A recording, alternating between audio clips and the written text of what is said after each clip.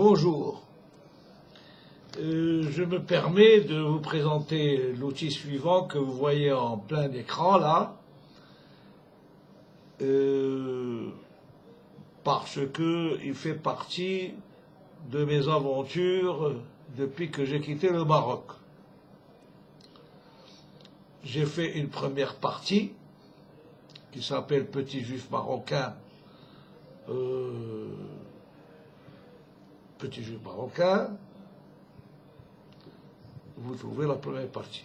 La deuxième partie qui va suivre, et je vais parler de quelques particularités de la ville de Meknès. Après, je parlerai de cet outil, à quoi il va être utile. Il est de ma propre invention et de ma conception totale.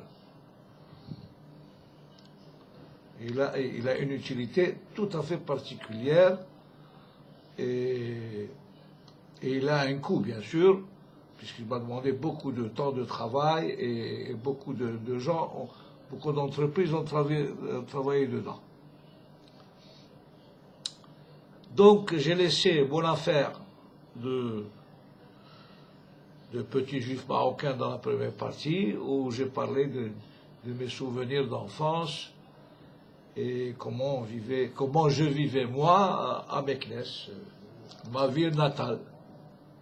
Je le dis, c'est ma ville natale, on ne peut pas m'enlever ça, c'est marqué dans les papiers. Aujourd'hui, il faut tout justifier. Vous savez qu'au Maroc, on n'avait pas besoin de justifier avec des papiers. À mon époque d'enfance et de jeunesse, il suffit de dire vous êtes fils d'eux, et chez les Arabes aussi. Vous êtes fils d'eux, vous êtes connu, et il n'y a pas de problème. Vous avez le crédit, vous avez, comme on dit, le chaf. Vous avez chaf. Vous êtes quelqu'un de solvable par le nom. Et c'était important, parce que ça vous permettait de ne pas voler, d'avoir une vie exemplaire en tout lieu, aussi bien arabe que juif. Quand on avait une situation exemplaire, une vie exemplaire, pas forcément riche, mais riche en action, riche dans les idées, riche dans le comportement, riche dans l'hospitalité. C'est ça la richesse qui était attribuée à des juifs de Meknès et même aux Arabes. Voilà donc que je quitte donc Meknès, je vais dans la grande ville de Casablanca pour gagner ma vie. Je réussis à intégrer une école à Paris après cela pour faire quelques études de formation professionnelle, pour arriver à des postes de fonctionnaires après à Casablanca, à Rabat, à Tanger, parce que j'ai intégré une équipe qu'on appelle une équipe volante, qui s'occupait des travaux extérieurs. Après cela, il y a eu la création de l'État, les guerres israélo-arabes, comme ils les appellent, ou plutôt, moi je dirais, judéo-arabes, malheureusement. Contre mon désir et contre ma volonté, il s'est passé, la vie a voulu que les Juifs se mettent contre les Arabes, puisque plusieurs États arabes se sont associés pour venir vaincre le petit État juif qui venait d'être créé. J'arrête donc cette description pour continuer à parler de Meknès. Vous savez qu'à Meknès, on était renommé pour un vocabulaire arabe qui était diminuer les choses, rapetisser les choses. Vous voyez, quand vous avez un prénom, vous vous appelez Jacob, on va vous appeler Jouiki. Si vous avez une cuillère, vous allez l'appeler Kouetra, ou Touefer, ou Touezna. Vous voyez, c'est comme ça, c'est petit. Et ça faisait les autres villes se moquer de nous un peu. Bon. Donc on était des gens, bon, on innovait un peu, même dans le langage. On commerçait avec les Arabes en leur donnant des factures en hébreu. Vous voyez, un juif qui fait une affaire de bijouterie avec un Arabe, il lui donnait une facture, une espèce de reçu, que ce monsieur a acheté une telle bague à tel prix, et c'était écrit en hébreu. Et c'était accepté par l'Arabe. Ce papier-là, aujourd'hui, certains Arabes ont ce papier de reçu, comme quoi ils ont acheté c'était un titre d'achat et d'authenticité de l'objet qu'ils ont acquis. Et c'était une vie, on était en communauté avec les Arabes, on était bien, hein, moi, dans ma génération, je ne connais pas les générations passées, celle de mon père ou mon grand-père, mais moi, ma génération, c'était une entente parfaite, même si on était inquiets. Nous, les Juifs, on a toujours été inquiets. On avait peur de la nuit, machin, mais on allait quand même la nuit. Hein, ça ne nous empêchait pas d'aller jusqu'à une heure avancée de la nuit dans les médinas et dans les villes, et de faire des affaires, et de faire des courses. Et on avait peur. On avait peur, on avait une appréhension, c'est comme ça. Le juif avait peur. C'était connu, ça. On avait des amis arabes. Oui, oui. Et leur amitié était vraiment très fidèle.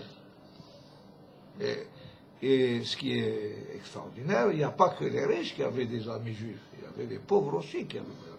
Il y avait des moyens qui avaient des amis. Par exemple, moi je me souviens de mon père, il avait un ami fidèle. Mon père n'était pas riche, c'était qu'un employé. Mais il avait un ami vraiment fidèle. Quand il y avait des couvre-feux, ce monsieur-là, qui s'appelait Maïmaï, il se disait Maïmaï. On disait, pourquoi tu t'appelles Maïmaï? Il me disait, je m'appelle Maïmaï parce que je m'appelle Mohamed en réalité, mais je n'ai pas le droit d'employer, je ne veux pas que les gens m'appellent, c'est interdit, c'est péché, en vérité, de se parler, de dire Mohamed. Le mot lui-même est interdit, seuls quelques-uns peuvent le prononcer. Et alors lui, comme c'était un homme travailleur, ouvrier, bon, pauvre, on peut dire pauvre, il vivait au jour le jour. Alors il a dit, oui, il l'appelle Maïmaï. Maïmaï, c'est un nom commun, si vous voulez, ou un prénom commun à un musulman. On nous a dit, il nous avait dit, lui, me semble-t-il, que c'était le synonyme de, enfin si on peut appeler ça, du prophète Mohammed. Hein. On ne prononçait pas le mot Mohammed comme aujourd'hui à tout bout de champ, non. Il s'appelait Shimoh, et ils beaucoup évitaient complètement le prénom complet. Seuls les rois, les grands docteurs de la religion musulmane pouvaient porter ce prénom. Pourquoi je vous parle de ce monsieur? Parce que pour vous montrer un peu le genre de fidélité. Par exemple, à la sortie de Pessah, il nous amenait du pain. Il savait qu'on ne pouvait pas faire le pain à la sortie de Pessah. Il faut un certain temps pour rentrer le pain à la maison, c'est un certain nombre d'heures, et pendant cet intervalle de temps, on n'avait pas de pain. Et alors ce monsieur nous a amené le beurre et le pain, très tard, vers 9 h du soir, à la sortie des fêtes. Personne ne l'obligeait, personne ne l'a formé pour ça, personne ne lui a dit. Il venait avec son âne, toc, toc, toc, dans l'obscurité, et il tape à la porte. Ah, qu'est-ce que tu viens faire ceci, voilà. Et il nous disait que vous gagnez. Il nous faisait des souhaits, c'était très agréable. on récompensait toujours, mon père était son ami, il lui procurait toujours le travail. C'était à lui, il était prioritaire pour le travail. Mon père dirigeait une entreprise où il recevait des employés temporaires pour certains travaux, mais Maïmaï était prioritaire sur tout le monde.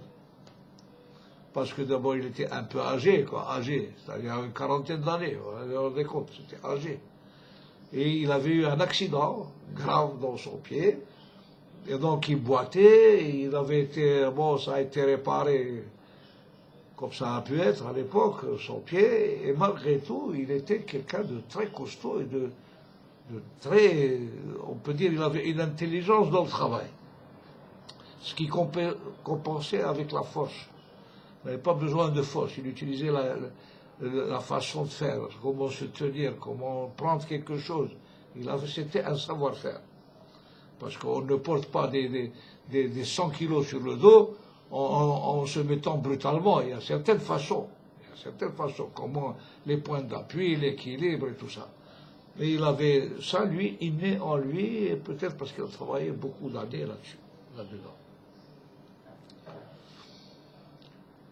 Et bien ce monsieur, pendant le couvre-feu, pendant les guerres, eh ben, il bravait le couvre-feu. Aux grandes dames de mon père, il dit, mais mon père, il dit, mais tu es fou, qu'est-ce que tu fais? Tu vas te faire tuer, tu vas te faire recevoir une balle dans la tête. Il lui disait, ne vous inquiétez pas, je sais passer entre les mailles du filet. Et effectivement, et pourquoi il venait, comme ça, la nuit? Ben, pour amener le paquet de cigarettes à mon père, qui valait quelques centimes. Parce qu'il savait que mon père, dans le couvre-feu, dans les périodes de disette, si on peut dire, il avait besoin de cigarettes. Ben, il lui a amené. Pourquoi je vous parle de ça? C'est pour vous montrer un peu comment on existait avec les Arabes. Nous avions, ils venaient beaucoup travailler chez nous, ils nous respectaient nos lieux. Vous savez qu'à Meknes, chez les Juifs, on n'avait pas de voleurs. Il n'y avait pas un seul voleur en prison. Vous pouvez vérifier toutes les prisons de Meknes. Il y avait peut-être un prisonnier, et encore, ça faisait... Tout le monde intervenait pour voir si ça méritait cette prison ou pas. Et on n'avait pas d'assassins, et on n'avait pas de suicide, et très peu de divorces. Ça, c'est la ville de Meknes. De Mella de Meknes. Le nouveau Mella dont j'ai parlé dans ma première partie. Mais quand je suis arrivé en France, j'ai découvert la politique. Alors là, j'ai découvert les partis, les grèves, les syndicats, les justificatifs, justifier tout. Les achats, les ventes, on doit tout justifier, on doit tout garder. Tu achètes une chemise, il faut garder la facture. On doit tout garder, on était passible dans notre esprit, et on a intégré cette civilisation où il faut tout justifier, que ta parole ne suffit pas. Alors qu'au Maroc, la parole suffisait, tu étais connu, c'est fils d'eux, il n'y a pas de problème. On te faisait crédit dans les boutiques, même les banques. En fils d'eux, c'est monsieur tel, monsieur Brégène, monsieur Berbigo, ah ben, ils avaient crédit à la banque, monsieur Toledano. Voilà très rapidement comment s'était gérée la ville de Meknes. Cet outil que vous voyez là, je l'ai fabriqué en Israël. Parce que j'ai vu, là je rentre dans un domaine tout à fait particulier, ce n'est pas pour parler des Marocains ni pour des Arabes, ça c'est tout à fait juif, c'est un produit judaïca. C'est un produit qui a été fait, que j'ai fait moi-même, pour permettre à des maîtres de la Torah de pouvoir facilement avoir accès à des documents sur rouleau, à des rouleaux de la Torah, d'une manière facile, sans avoir l'aide de 2 ou 3 personnes qui sont nécessaires pour dérouler les rouleaux de la Torah. Cet outil permet de dérouler les rouleaux de la Torah avec une seule personne et qui permettent la recherche et la fermeture du rouleau sans qu'il y ait dérangement de plusieurs personnes. Ça, je vous le présente. Voilà. C'est comme ça. Il y a ces roulettes-là. Entre ces roulettes, on pose les bras du Sefer Torah et on le déroule avec une seule main. Et ça tombe comme ça, ouais. Voilà. Une seule main et on déroule le rouleau jusqu'à ce qu'on trouve la partie concernant la prière du jour J, soit un jour de fête, soit un jour de Shabbat spécial de Rosh Chodesh, pour faire la recherche de parachutes particulières pour certains jours, etc. Ça s'appelle pour arranger les Sefer Torah. À la prochaine.